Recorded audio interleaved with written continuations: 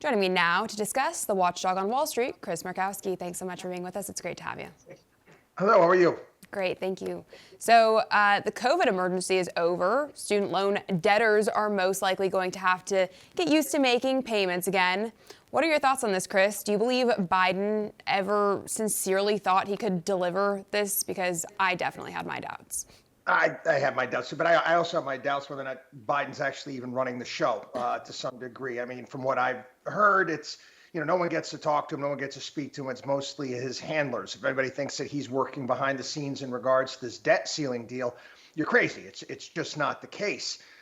With student loans, it's actually interesting. This kind of ties into the whole debt ceiling debate because we go back to the 14th Amendment of the Constitution.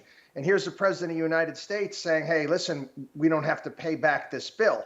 He can't do that just as much as the Treasury Secretary of the United States, if, again, they don't raise the debt ceiling, can't say, hey, we're not going to pay back our debt and the interest on our debt because she has to do that. Again, this is the law. It's interesting that the House passed this, and again, I hope it goes through, but again, it's never going to make it through the Senate. It's not going to go to the president's desk. This is in the hands of the Supreme Court right now, and hopefully they decide on this sooner rather than later. Yeah, hopefully they do. I mean, if the Democrats really wanted to pass the bill for student loan forgiveness, why didn't they do it when they had control of the House, the Senate, the presidency? I mean, either way, Americans are still facing the debt ceiling debate.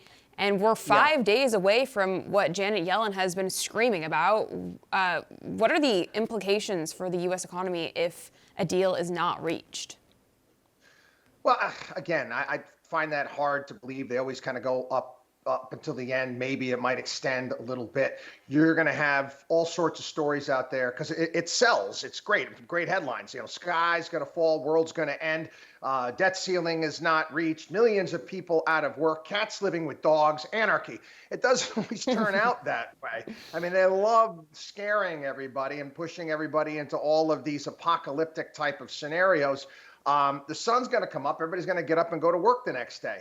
Is there going to be a disconnect in the financial markets? Absolutely. But Wall Street's already considering this, and the banks are taking this into consideration and are able to handle this. It's whether or not the government is.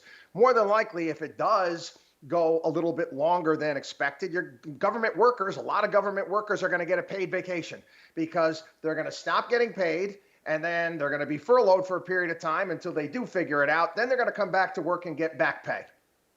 What an absolute mess. So if no deal is made and the U.S. does default, Moody's Analytics suggests a default on the U.S. government debt could lead to 8 million jobs lost and severe recession. What are your thoughts on that? Again, these are the things that drive me absolutely berserk. We technically cannot default on our debt. Tax revenues are continuing to pour in. I have to pay my taxes. Everybody else is paying their taxes. You're paying your sales taxes.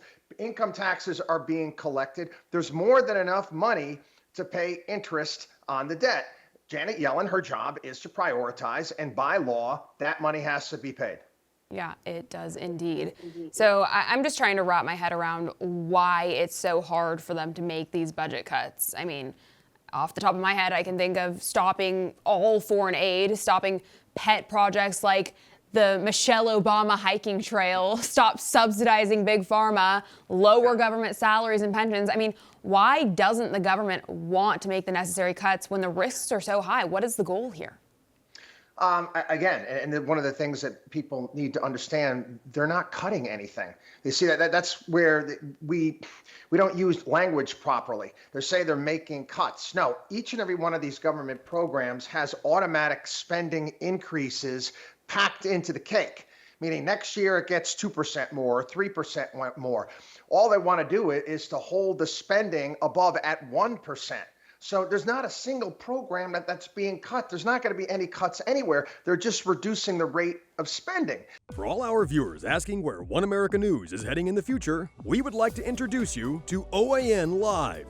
OAN Live is the best way to stay up to date on all of the hard-hitting, straight-shooting, national and international headlines. And the best part is, OAN Live is only $4.99 per month. All the credible, honest, unbiased reporting One America News offers at a fraction of the cost of cable. Just go to OANN.com to easily sign up for OAN Live and stay informed.